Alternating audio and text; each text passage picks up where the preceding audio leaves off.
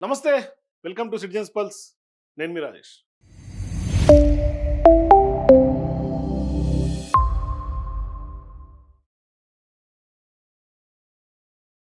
జాతీయ స్థాయిలో ఇవాళ నరేంద్ర మోదీ మళ్ళొకసారి అధికారంలోకి వచ్చేందుకు భారీ స్థాయిలో ఇవాళ ఎత్తుగడను వేసినటువంటి ఎన్డీఏ, బీజేపీ ప్రభుత్వం, అట్లాగే నరేంద్ర మోదీ గారు ఇవాళ ఈ యొక్క ఎత్తుగడతోటి రాహుల్ గాంధీ చిత్తు అయ్యే అవకాశాలు కనిపిస్తున్నట్టుగా కొంత అంచనాలు, విశ్లేషణలు తెర మీదకి వస్తున్నాయి. మనం కూడా కొంత ఈ యొక్క అంశాన్ని మనం ఇన్‌డెప్త్‌గా అనలైజ్ చేస్తే స్పష్టంగా ఇవాళ రాహుల్ గాంధీ ఇవాళ ఎప్పుడైతే ప్రధాని కావాలని కలలుగంటున్నటువంటి కాంగ్రెస్ పార్టీ వాదులకి, అట్లాగే ప్రధాని కావాలని కలలుగంటున్నటువంటి రేవంత్ రెడ్డి గారికైనా, లేకుంటే ప్రధాని కావాలని చిరకాల స్వప్నంగా పెట్టుకున్నటువంటి రాహుల్ గాంధీ గారికైనా అది కొంత కలలుగానే మిగిలే అవకాశాలు ఉన్నాయి. ఎందుకు రాహుల్ గాంధీ కలలు ఇవాళ కలలుగానే మిగిలిపోతున్నాయి? కలలు ఎందుకు అవుతోంది? మరి ఆయన ఆశ ఇప్పటికైతే ప్రధానిగా కావాలని కోరుకుంటున్నప్పటికి కూడా అయ్యే సూచనలు, అవకాశాలు కనిపించట్లా. ఎందుకు? ఏంటి? అని మీకు అందరికీ డౌట్ రావచ్చు. అయితే ఇవాళ ఎందుకు ఆయన ప్రధాని కాలేకపోతున్నారు అని ఒకసారి మనం ఇన్‌డెప్త్ అనాలిసిస్ చేస్తే రీసెంట్‌గా నరేంద్ర మోదీ గారు డీలిమిటేషన్ సంబంధించినటువంటి ప్రక్రియను స్టార్ట్ చేయబోతా ఉన్నారు. ఇప్పటికే జాతీయ స్థాయిలో మోదీ వర్సెస్ రాహుల్‌గా రాజకీయంగా గేమ్ నడుస్తూ ఉంది. ఆయన ప్రతిపక్ష పార్టీ నేతగా ఉన్నారు పార్లమెంట్లో. అట్లాగే మోదీ గారు మళ్ళొక్కసారి ప్రధాని కావాలని ప్రధాని కుర్చీని ఆయన విడిచే అవకాశాలు లేనట్టుగా మనకు కనిపిస్తోంది. అయితే ఇక్కడ సీన్ కట్ చేస్తే డీలిమిటేషన్ ప్రాసెస్ 2029లో జరగబోయే జమిలీ ఎన్నికలకి డీలిమిటేషన్లో భాగంగా 543 పార్లమెంట్ స్థానాల నుంచి 816 స్థానాలకి రైజ్ అయినటువంటి పరిస్థితి. మరి ఇప్పుడు రైజ్ అయినటువంటి నేపథ్యంలో ఇప్పటికే సౌత్ వర్సెస్ నార్త్ లాగా ఇదొక యుద్ధం అయ్యే అవకాశం ఉంటుంది. అంటే రాజకీయ కొంత వైర్యం పెరిగే అవకాశం ఉంటుంది. నార్త్కి కొంత ప్రాబల్యం తగ్గుతుంది, సౌత్కి కొంత ప్రాబల్యం పెరుగుతుంది అనే అంచనాలు, విశ్లేషణలు మనం మాట్లాడుకున్నాం. అయితే ఇక్కడ సీన్ కట్ చేస్తే గతంలో 2024 ఎన్నికల సందర్భంగా, పార్లమెంట్ ఎన్నికల సందర్భంగా ఆనాడు ఎన్డీఏకి వచ్చినటువంటి స్థానాలు కనుక మనం మాట్లాడుకుంటే 291 స్థానాలు మొత్తం ఎన్డీఏకి వచ్చింది. ఇందులో మళ్ళీ బీజేపీకి వచ్చిన లెక్క ఒకసారి మనం మాట్లాడుకుంటే బీజేపీ గెలిచింది కేవలం 240 స్థానాలు మాత్రమే. మరి ఇక టీడీపీ కానీ ప్రధానంగా మద్దతు ఇచ్చింది టీడీపీ పార్టీ 16 స్థానాలతో, అట్లాగే జేడీయూ ఎవరైతే నితీష్ కుమార్కి సంబంధించినటువంటి పార్టీ ఉందో ఆ యొక్క జేడీయూ నుంచి 12 ఇవి కీలక భూమిక పోషించాయి మరొకసారి ఎన్డీఏ ప్రభుత్వం రావడానికి. మరి ఎన్డీఏకి 291 సీట్స్ వస్తే మరి ఇండియా బ్లాక్కి ఎంత వచ్చినాయి అనేది ఒకసారి మనం చూద్దాం. ఇండియా బ్లాక్కి ఆనాడు 2024లో వచ్చినటువంటి సంఖ్య 234. ఈ యొక్క 234లో కాంగ్రెస్ పార్టీ ఒంటరిగా గెలిచినటువంటి స్థానాలు 99. సరే, ఇక మిగతా ఇండియా కూటమి పార్టీలు అందరికీ తెలుసు. అది స్టాలిన్ సంబంధించి అదైనా, లేకపోతే టీఎంసీ పార్టీ అయినా, లేకపోతే డిఎంకే అయినా, ఇవన్నీ కూడా కలుపుకుంటే మొత్తం 234 స్థానాలు వచ్చినాయి. ఇందులో కాంగ్రెస్ పార్టీ సింగిల్ మెజారిటీ పార్టీగా 99 మాత్రమే గెలిచినటువంటి పరిస్థితి. మరి యొక్క 99 స్థానాలు రావటానికే కాంగ్రెస్ పార్టీ ముక్కి మూలిగితే మరి ఇవాళ జాతీయ స్థాయిలో 543 స్థానాల నుంచి 816 పార్లమెంట్లు అయినటువంటి భారత పార్లమెంట్లో అంతమంది ఎంపీలు అయితే ఇవాళ బీజేపీకి గెలుపు అవకాశాలు ఉండేటట్టుగా కొంత ఆ యొక్క 50% ఇప్పుడు పెంచినటువంటి పరిస్థితి కనిపిస్తుంది. 50% పెంపుతో ఇన్ని స్థానాలు అవుతున్నాయి కదా. మరి ఇప్పుడు రాహుల్ గాంధీ గారికి గెలుపు అవకాశాలు ఎంత? ఆయన ప్రధానిగా అయ్యే ఛాన్స్ ఎట్లా?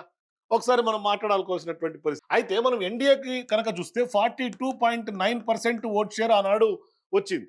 అదే ఇవాళ ఇండియా బ్లాక్ వచ్చినటువంటి ఓటింగ్ శాతం కనుక ఒకసారి చూస్తే 41.1% వచ్చింది. అంటే దాదాపుగా 2% వ్యత్యాసం మనకి రెండింటి మధ్య కనిపిస్తుంది. కానీ సీట్ల పరంగా చూస్తే బాగా వ్యత్యాసం ఉంది. అయితే 240 స్థానాలు వచ్చినటువంటి బీజేపీ గతంలో 63 స్థానాలకి ఇక్కడ తగ్గుముఖం కనిపించింది. ఇక్కడ డౌన్ఫాల్ 63 స్థానాలు తగ్గి 240కి పరిమితమైంది. అంటే 303 నుంచి 63 స్థానాలు తగ్గిపోయిన తర్వాత 240 స్థానాలకు పరిమితమైంది. అట్లాగే కాంగ్రెస్ పార్టీ 47 స్థానాల నుంచి ఎగబాకి కేవలం 99 దగ్గర ఆగినటువంటి పరిస్థితి. మరి ఇక్కడ మనం ఇందాక ఓట్ షేర్ గురించి కూడా మనం మాట్లాడుకున్నాం. అయితే ఇక్కడ ప్రధానంగా ఇందాక మనం అనుకున్నట్టుగా 543 స్థానాల నుంచి 816 స్థానాలకి భారత పార్లమెంట్ స్థానాలు పెరుగుతున్నటువంటి పరిస్థితి. ఒకసారి ఇక్కడ మనం పెంపు సంబంధించినటువంటి మ్యాప్ కూడా మనం చూస్తున్నాం.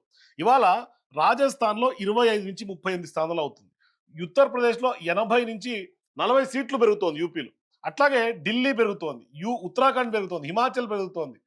అట్లాగే హర్యానా, పంజాబ్, గుజరాత్ భారీగా పెంపు కనిపిస్తుంది, మధ్యప్రదేశ్ భారీగా కనిపిస్తుంది, ఛత్తీస్గఢ్, జార్ఖండ్, బీహార్, ఇట్లా వెస్ట్ బెంగాల్, అన్ని రాష్ట్రాల్లో ఇవాళ భారీ స్థాయిలో పెరుగుతున్నటువంటి పరిస్థితి. మన తెలంగాణ, ఆంధ్రప్రదేశ్ విషయం తీసుకున్న పార్లమెంట్లో 17 నుంచి 26కు తెలంగాణ అవుతోంది, ఆంధ్రప్రదేశ్ 25 నుంచి 38 స్థానాలకి పెరుగుతుంది. కర్ణాటక, తమిళనాడు ఇవన్నీ కూడా పెరుగుతున్నాయి. తమిళనాడులో కూడా 59 స్థానాలు అవుతోంది. అయితే ఎందుకు రాహుల్ గాంధీకి నీల నీడలు కమ్ముకుంటేనే ప్రధానిగా ఎందుకు ఆయన మరణ శాసనం అని కనుక అనుకుంటే, ఆయన కళ్ళకు ఎందుకు బ్రేకులు పడుతోంది రాహుల్ గారి యొక్క అంచనాలకి ఆయన కనుక చూస్తే, బీజేపీ నార్త్లో బలంగా ఉంది.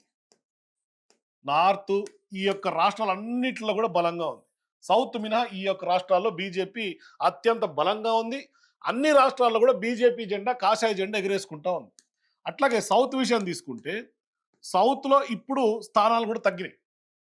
సౌత్లో ఇప్పటికే 816 పార్లమెంట్లో సౌత్ నుంచి పార్లమెంట్ స్థానాలు తక్కువగా ఉన్నటువంటి పరిస్థితి. అంటే సౌత్కి ఇప్పటికే రాజకీయ ప్రాధాన్యత కూడా తగ్గుతుంది భవిష్యత్తు. ఎందుకంటే భారతదేశంలో ఎవరు కేంద్రంలో అధికారంలోకి రావాలన్నా మొత్తం ఈ యొక్క నార్త్ ఇండియన్ సీట్స్ కనుక మెజారిటీ సాధిస్తే మ్యాజిక్ ఫిగర్ ఈజీగా క్రాస్ అయ్యే అవకాశాలు ఉంటాయి. మరి గతంలో 99 సాధించినటువంటి కాంగ్రెస్ పార్టీ మ్యాజిక్ ఫిగర్ని దాటలేకపోయింది. పరిమితం, అంటే ఇండియా కూటమి కేవలం 234 దగ్గరే పరిమితమైనటువంటి పరిస్థితి. మరి బీజేపీకి కూడా డౌన్ ఫాల్ స్టార్ట్ అయింది కదా. వాళ్ళు 63 స్థానాలు తగ్గిపోయి ఉన్నాయి కదా గతంలో 2024 ఎన్నికల్లో. వాళ్ళు ఆనాడు గెలుచుకుంది 240 స్థానాలే కదా అని మీకు డౌట్ రావచ్చు. కానీ ఇవాళ 543 దగ్గర ఉన్నటువంటి మ్యాజిక్ ఫిగర్కి 816తో మ్యాజిక్ ఫిగర్ ఈజీగా క్రాస్ చేయటువంటి ఈ యొక్క నార్త్ రీజన్కి, అంటే మొత్తం భారతదేశం సౌత్ మినహా మిగతా అంతా కూడా కాషాయమయమే. ఇవాళ ప్రతిపక్ష పార్టీగా ఉన్నటువంటి కాంగ్రెస్ అయినా, ఇండియా కూటమైనా ఎక్కడెక్కడ మనకి ఇవాళ వాళ్ళు రాజ్యంలో ఉన్నారు. మొన్న ఢిల్లీ కాంగ్రెస్, బీజేపీ గెలిచింది. ఇక అట్లాగే మొత్తం మొన్న జరిగినటువంటి మహారాష్ట్ర బీజేపీ ఖాతాలో పడింది. రీసెంట్గా ఇప్పుడు జరగబోయే 5 రాష్ట్రాల ఎన్నికల విషయం మాట్లాడదాం. కేరళ, తమిళనాడు, వెస్ట్ బెంగాల్, అస్సాం, ఇవి ఇప్పుడు జరగబోతున్నాయి, పుదుచ్చేరి కాకుండా. అయితే ఇప్పుడు కాంగ్రెస్ పార్టీ లేకుంటే ప్రతిపక్ష పార్టీలు, కేరళలో ప్రతిపక్ష పార్టీగా ఇండియా కూటమి బ్లాక్ ఉంది, తమిళనాడులో అదే పరిస్థితి, వెస్ట్ బెంగాల్ అదే పరిస్థితి. వీటిల్లో అస్సాం మళ్ళీ బీజేపీ గెలిచే అవకాశాలు ఉన్నట్టుగా చెప్తున్నారు. మరి ఇప్పుడు ఈ యొక్క 3 రాష్ట్రాలతో సహా ఇవాళ కాంగ్రెస్ పార్టీ అధికారం సొంతంగా ఉంది కేవలం తెలంగాణ, కర్ణాటక. ఈ 2 రాష్ట్రాలు వదిలిపెడితే ఇక ఒడిస్సా కానీ ఇవన్నీ కూడా కూటమి పార్టీలకు సంబంధించినటువంటి, ఈవెన్ కేరళ, తమిళనాడు, వెస్ట్ బెంగాల్ కూడా కూటమి పార్టీలే. ఇవాళ కూటమి పార్టీలకు సంబంధించి కాకుండా సొంతంగా కాంగ్రెస్ పార్టీ బలం ఎక్కడుంది? ఎక్కడ లేదు సొంతంగా కాంగ్రెస్ పార్టీ బలం. కేవలం కర్ణాటక, తమిళనాడు తప్ప ఎక్కడ సొంతంగా బలంగా లేదు. మరి ఇవాళ తెలంగాణ, కర్ణాటక ఈ 2 రాష్ట్రాల్లో మళ్ళీ కాంగ్రెస్ పార్టీ గెలిచే అవకాశం ఉందా అంటే గెలుపు అవకాశాలు లేవు. మరి ఈ రాష్ట్రాల్లో మళ్ళీ ఆ యొక్క కూటమి పార్టీల అధికారంలోకి వచ్చిన మోదీ మీద ఉన్నటువంటి వేవ్తో నార్త్ రీజన్ అంతా ఇవాళ మోదీకి మళ్ళీ జైగొట్టే అవకాశాలు ఉంటాయి. మరి ఈ కింద ఉన్నటువంటి ఈ యొక్క సౌత్ రాష్ట్రాలు మళ్ళీ ప్రతిపక్ష పార్టీలకు అవకాశం ఇచ్చినా మ్యాజిక్ ఫిగర్ దాటడం కష్టమైపోతుంది. ఎందుకంటే ఇవాళ బీజేపీ కానీ లేకుంటే ఎన్డీఏ కూటమి కానీ మ్యాజిక్ ఫిగర్ దాటడానికి చాలా ఈజీ స్కోప్ కనిపిస్తుంది. అదే ప్రతిపక్ష పార్టీగా ఇండియా కూటమికైనా, కాంగ్రెస్ పార్టీకైనా కొంత మ్యాజిక్ ఫిగర్ని రీచ్ అవ్వాలంటే, మీట్ అవ్వాలంటే చాలా కష్టం. ఛాన్సెస్ చాలా లో ఛాన్సెస్ కనిపిస్తూ ఉంది. అయితే 543 పార్లమెంటు స్థానాలు ఉన్న సందర్భంగా కాంగ్రెస్ పార్టీకి 100 సీట్లు గెలవలేకపోయినటువంటి పరిస్థితి. అంటే 99 మాత్రమే గెలుచుకుంది. అదే మనకి 816 పార్లమెంట్ సీట్లుంటే ఆల్మోస్ట్ మ్యాజిక్ ఫిగర్ కనుక మనం చూసుకుంటే 450 దగ్గర ఇంచుమించు, అంటే 400 పైగా రావాల్సినటువంటి పరిస్థితి. 430, 450 ఆ ఇంచుమించు ఆ రేంజ్ వస్తుంది, లేకుంటే 430 ఆ రేంజ్ వస్తుంది. మరి ఆ మెజారిటీ ఎక్కడ రీచ్ అయ్యే అవకాశాలు ఉంటాయి? కాంగ్రెస్ పార్టీకి 100 స్థానాలే గెలవలేనటువంటి పక్షంలో, సరే కూటమి పార్టీలు అన్నీ వేసుకుంటే కూడా వాళ్ళకి వచ్చినటువంటి సంఖ్య 234. మరి ఈ 234 ఎక్కడ? దానికి డబుల్ సంఖ్య అయిపోలా? అదే బీజేపీ విషయం తీసుకుంటే బీజేపీ సొంతంగానే 200 మార్క్ క్రాస్ చేసి 240 సొంతంగానే ఉంది. వాళ్ళకి ఇతర కూటమి పార్టీలతో అన్ని కలుపుకుంటే, ఎన్డీఏ కూటములు తీసుకుంటే ఈజీగా వచ్చే అవకాశాలు స్పష్టంగా కనిపిస్తూ ఉన్నాయి. మరోవైపు జాతీయ స్థాయిలో తీసుకుంటే నరేంద్ర మోదీ గారు ఎంత బలంగా ఉన్నారు, రాహుల్ గాంధీ గారు ఎంత బలంగా ఉన్నారు. జాతీయ స్థాయిలో కాంగ్రెస్ పార్టీ ఇప్పటికే రోజు రోజుకి వీక్ గానే కనిపిస్తూ ఉన్నాయి. మరోవైపు ఇవాళ ఇండియా కూటమికి కానీ లేదంటే కాంగ్రెస్ పార్టీకి మరీ ముఖ్యంగా చాలా దగ్గరలో ఇవాళ పోటీ చేయడానికి కూడా క్యాండిడేట్స్ లేనటువంటి పరిస్థితి. మరి ఇటువంటి పరిస్థితులు అధిగమించడం, మరోవైపు 2029లో కనుక జమిలీ ఎన్నికలు అంటే వన్ నేషన్ వన్ ఎలక్షన్ కనుక జరిగితే పార్లమెంట్కి జరిగే 3 తోటే కొంత కంటిన్యూ అవుతుంది. అంటే ఎంపీలు ఎవరికైతే ఓటింగ్ వేసి ఉంటారో ఎమ్మెల్యేలు కూడా అవే ఓటింగే పడే అవకాశాలు ఉంటాయి. మరోవైపు ఇందాక మీకు చెప్పినట్టుగా నార్త్ రీజన్ మొత్తం బీజేపీ వేవ్ ఉన్నటువంటి క్రమంలో అక్కడ అధికారంలో బీజేపీనే ఉంది కాబట్టి మెజారిటీ శాతం ఇవాళ బీజేపీనే అక్కడ ఎన్డీఏ క్లీన్ స్వీప్ చేసే అవకాశాలు ఉంటాయి చాలా రాష్ట్రాల్లో. ఇవాళ ఓట్ చోరీ అని డిఫరెంట్ ఆరోపణలు తెర మీదకి వచ్చినా, లేకుంటే ఎలక్షన్ కమిషన్ మీద కాంగ్రెస్ పార్టీయో ఇండియా బ్లాక్ సంబంధించినటువంటి పార్టీలు కొంత ఆరోపణలు చేసినా, ప్రజలైతే మాత్రం కొంత ఎండ్ ఆఫ్ ది డేలో ఎన్డీఏ వైపే మొగ్గు చూపుతున్నటువంటి పరిస్థితి జరుగుతున్నటువంటి అన్ని ఎన్నికలు తీసుకుంటే. అయితే ఇప్పుడు ఇక్కడ ప్రధానంగా మనం తెలంగాణ విషయం గురించి మాట్లాడుకుంటే, తెలంగాణలో కూడా 119 స్థానాల నుంచి 179 స్థానాలు అవుతుంది. అంటే 60 స్థానాలు పెరుగుతోంది. మరి కాంగ్రెస్ పార్టీ తెలంగాణలో మళ్ళీ అధికారంలోకి వచ్చే అవకాశం ఉంటుందా అంటే, ఇక్కడ గతంలో గతంలో 119 స్థానాలు ఉన్న దగ్గర 179 అవుతుంటే 60 స్థానాలు పెరుగుతుంటే, గతంలో కాంగ్రెస్ పార్టీ గెలిచిందే 64 స్థానాలు. ఒక స్థానం కూటమి అంటే సిపిఐ వామపక్ష పార్టీ. మొత్తం కాంగ్రెస్ పార్టీ అధికారం ఫామ్ చేసింది 65 స్థానాలతో, అసెంబ్లీ స్థానాలతో, 65 మంది ఎమ్మెల్యేలతో. మరి ఇవాళ 179 స్థానాలు కనుక తెలంగాణలో కాంగ్రెస్ పార్టీ కనుక గెలవగలిగితే ఎన్ని గెలిచే అవకాశాలు ఉంటాయి. మరి ఇక్కడ కూడా సేమ్ జాతీయ స్థాయిలో ఏ పరిస్థితి ఉందో స్టేట్లో కూడా అదే పరిస్థితి వచ్చే అవకాశం. అంటే స్టేట్లో కూడా మ్యాజిక్ ఫిగరు మారిపోతుంది. ఇప్పుడు గతంలో 65 స్థానాలు 63 మ్యాజిక్ ఫిగర్ ఉండే 119కి, ఇప్పుడు 179 అంటే ఆల్మోస్ట్ 120 పైగానే మనకు 120 115 అట్లా వచ్చే అవకాశం ఉంటుంది మ్యాజిక్ ఫిగర్. మరి అప్పుడు 100 క్రాస్ అయ్యే అవకాశాలు ఛాన్సెస్ ఎంత? కాంగ్రెస్ పార్టీ 100 క్రాస్ అవ్వగలుగుతుందా ఇప్పుడున్నటువంటి ప్రజా వ్యతిరేకతలు? అప్పుడు ఇప్పుడు 65 మంది ఎమ్మెల్యేల ఆ కూటమి గెలిస్తేనే 10 మంది ఎమ్మెల్యేలు పక్క పార్టీ నుంచి తీసుకున్నారు. మరి ఈ యొక్క జంపింగ్ కూడా భవిష్యత్ కాలంలో చెక్ పెట్టే అవకాశాలు ఉంటాయి. ఎందుకంటే వాళ్ళకు మెజారిటీ లేకపోతే, అధికారం లేకపోతే ఎవరు పార్టీలు మారే అవకాశం కూడా లేదు. అంటే స్లైట్ మెజారిటీ ఉంది కాబట్టి 10 మందిని వాళ్ళు లాక్కోవాల్సినటువంటి అవసరం వచ్చింది. అదే భారీ మెజారిటీతో కనుక ప్రభుత్వాన్ని తెలంగాణలో ఏర్పాటు చేస్తే ఫ్యూచరిస్టిక్ కండిషన్స్లో పొలిటికల్ సినారియోలో ఖచ్చితంగా ఈ జంపింగ్లు కూడా జరిగే అవకాశం ఉండదు. ఎందుకంటే జంపింగ్ల మీద గతంలో కాంగ్రెస్ పార్టీ ఏం మాట్లాడింది, ఇవాళ ఏం అవలంబిస్తోంది అని చూస్తే ఇవాళ కోట్లను కూడా తప్పుదోవ పట్టిస్తున్నటువంటి పరిస్థితి కనిపిస్తుంది. ఇవాళ స్పీకర్గా ఉన్నటువంటి గడ్డం ప్రసాద్ కుమార్ గారు కూడా నయవంచన చేస్తూ ఉన్నారు, రాజ్యాంగానికి తూట్లు పొడుస్తూ ఉన్నారు. కాబట్టి అది తెలంగాణ పరిస్థితి. కర్ణాటక విషయం తీసుకుంటే కర్ణాటకలో కూడా వ్యతిరేకత భారీ స్థాయిలో ఉంది. అక్కడ కూడా కాంగ్రెస్ పార్టీ గెలుపు అవకాశాలు తక్కువ ఉన్నాయి. అక్కడ కూడా సేమ్ ఇటువంటి సినారియోనే ఉంటుంది. అక్కడ కూడా కర్ణాటకలో కూడా సీట్లు పెరిగే అవకాశం ఉంటుంది. కర్ణాటకలో కనుక సీట్లు చూస్తే అక్కడ 28 స్థానాల నుంచి 42 స్థానాలు అవుతుంది. అంటే ఆల్మోస్ట్ డబల్. మరి ఇన్ని పార్లమెంట్ స్థానాల్లో కాంగ్రెస్ పార్టీ ఎన్ని గెలుపు అవకాశాలు ఉండేది కూడా డౌటే. అక్కడ అసెంబ్లీ స్థానాల పరిస్థితి కూడా సేమ్ అట్లాగే ఉంటుంది. మరి ఇవన్నీ బేరీజ్ వేసుకుంటే ఖచ్చితంగా మ్యాజిక్ ఫిగర్ పెరగాల్సినటువంటి ఆ యొక్క కౌంట్ పెరుగుతుంది. అంటే మ్యాజిక్ ఫిగర్ సంఖ్య పెరుగుతుంది. సంఖ్య పెరిగినప్పుడు ఆటోమేటిక్గా దాన్ని మీట్ కావాలంటే ఛాన్సెస్ తక్కువ. మరి ఇటువంటి సందర్భాల్లో ఒకవైపు తెలంగాణ, కర్ణాటకలో ఇండిపెండెంట్గా కాంగ్రెస్ పార్టీ అధికారంలో ఉన్నటువంటి రాష్ట్రాల్లోనే దాని యొక్క పట్టు కోల్పోతే ఇక జాతీయ స్థాయిలో పరిస్థితి ఎట్లా ఉంటుంది?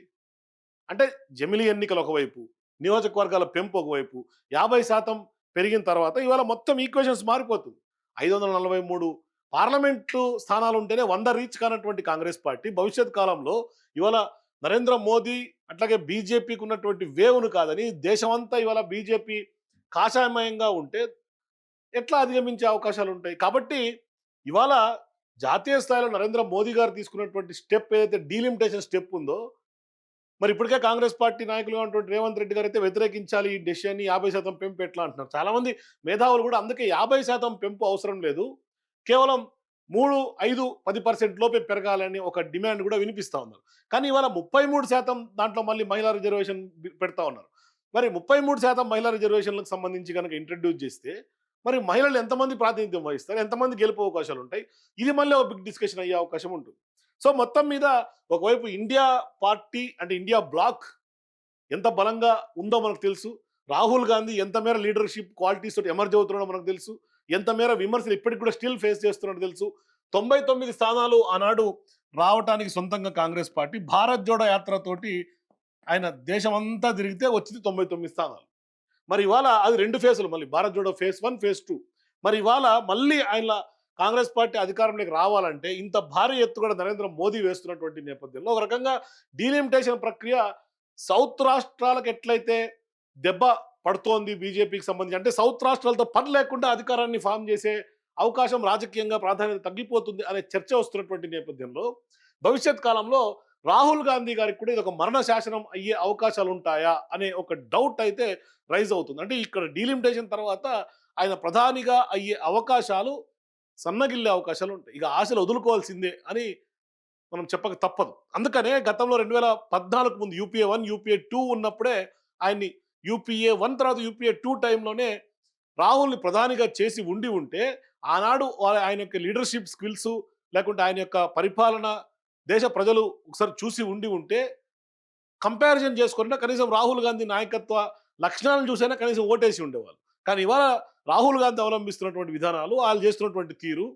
కేంద్రంలో లేకుంటే జాతీయ స్థాయిలో వాళ్ళు ఎంచుకున్నటువంటి విధానం, రాష్ట్ర స్థాయిలో కర్ణాటకలో కానీ తెలంగాణలో కానీ వాళ్ళు ఇస్తున్నటువంటి పాలన లేకుంటే వాళ్ళు వేస్తున్నటువంటి అడుగులు, ఈ రెండూ చూసిన తర్వాత అంటే జాతీయ స్థాయిలో ఒక ఎజెండా కనిపిస్తుంది, రాష్ట్ర స్థాయిలో ఒక ఎజెండా కనిపిస్తుంది. జాతీయ స్థాయిలో ఒక పరిస్థితి కనిపిస్తోంది, రాష్ట్రాల్లో పూర్తిగా గాలికి వదిలేసినటువంటి పరిస్థితి కనిపిస్తుంది. కనీసం గెలిచిన తర్వాత జనాల్ని పట్టించుకునే పరిస్థితి కూడా లేదు. అంటే అది అంటారు కదా, సామెత ఉంటుంది తెలుగులో, ఓడ దాటేదాకా ఓడమల్లన్న, ఓడి దాటిన తర్వాత బోడి మల్లన్న అని. సేమ్ అదే సామెత మనం ఇక్కడ ఇంప్లిమెంట్ చేసుకోవాల్సినటువంటి పరిస్థితి కాంగ్రెస్ పార్టీ, మరీ ముఖ్యంగా రాహుల్ గాంధీ గారి విషయంలో.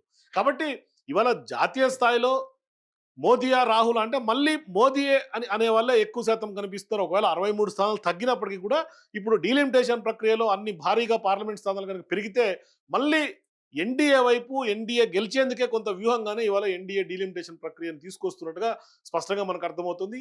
ఈ యొక్క ప్రక్రియ ఎవరు అవునన్నా కాదన్నా, ఎందుకంటే పార్లమెంట్లో మెజార్టీ స్థానాలు వాళ్ళే ఉన్నారు కాబట్టి రాజ్యాంగంగా ఆ యొక్క బిల్స్ని, అమెండ్మెంట్ బిల్స్ని కూడా కొంత చేంజెస్ చేసి ఇవాళ హుటాహుటిన 2029 దిశగా అడుగులు అయితే వేస్తోంది కేంద్రం.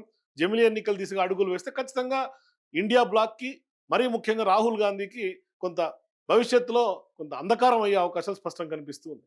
సో మీరు కూడా నిజంగా ఇవాళ డీలిమిటేషన్ ప్రక్రియలో భాగంగా ఇన్ని పార్లమెంట్ స్థానాలు కనుక పెరిగితే ఎవరికి లాభం, ఎవరికి నష్టం? మీ అభిప్రాయాల కింద కామెంట్స్ చెప్పండి. For more videos please watch citizens pulse.